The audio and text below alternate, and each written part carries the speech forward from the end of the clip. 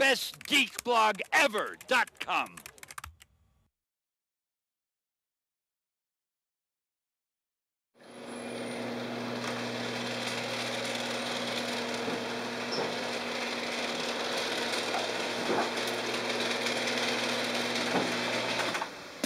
Well, what are we working on today?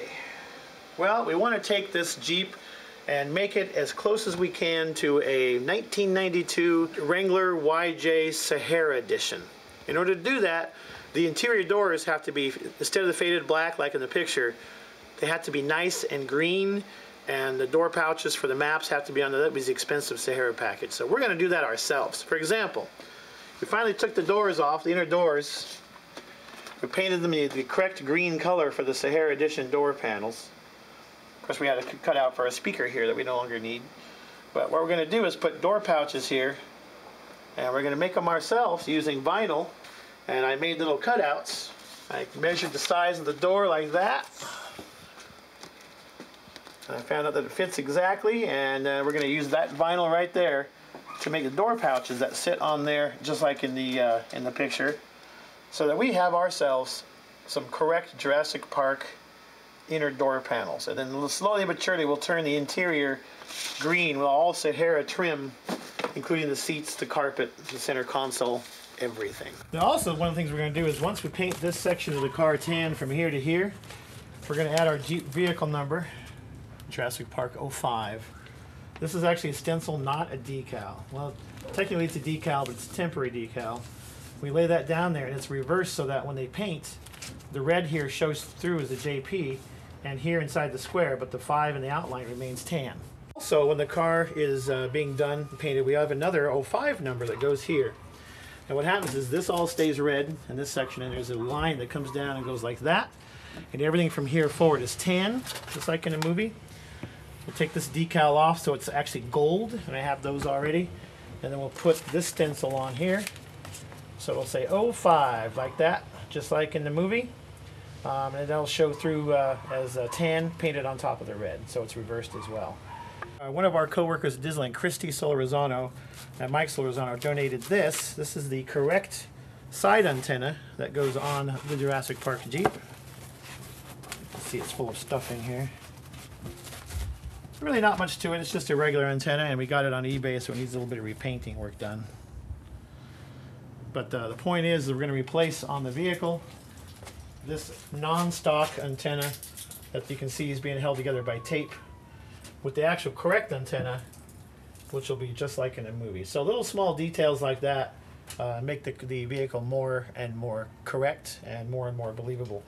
Obviously the Joe on the street's not going to know the difference, but people who really love the movie will. So these little tiny details are what does it.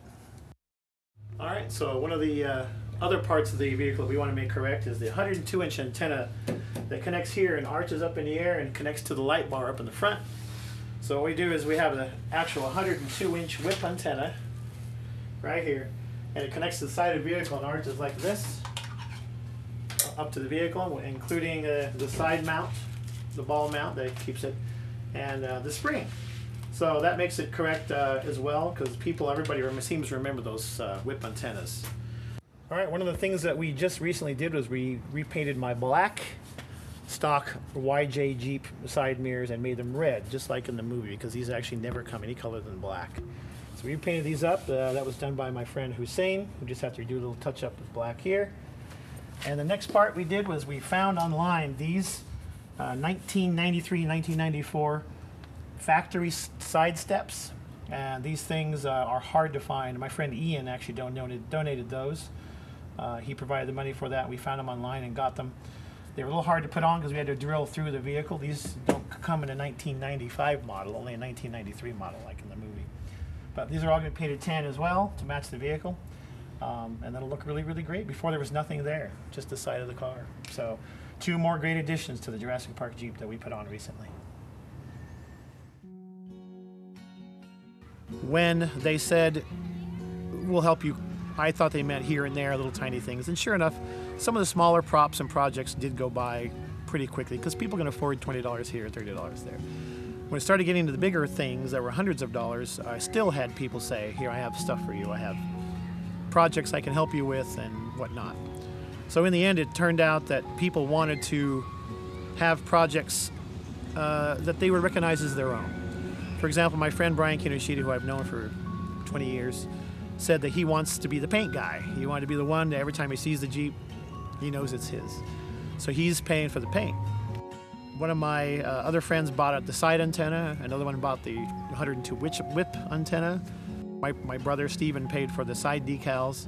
People just started donating things for props. My friend Dan Shippey bought a speaker for me. Another friend, Kevin Wolf's turning the CB radio into a prop so he can play Jurassic Park radio that we've been recording. It's just amazing to me how much love there is out there for this project, because everybody wants to be part of the build. And I love it, and I love them, and I'm really glad this isn't just my vehicle, this is our vehicle.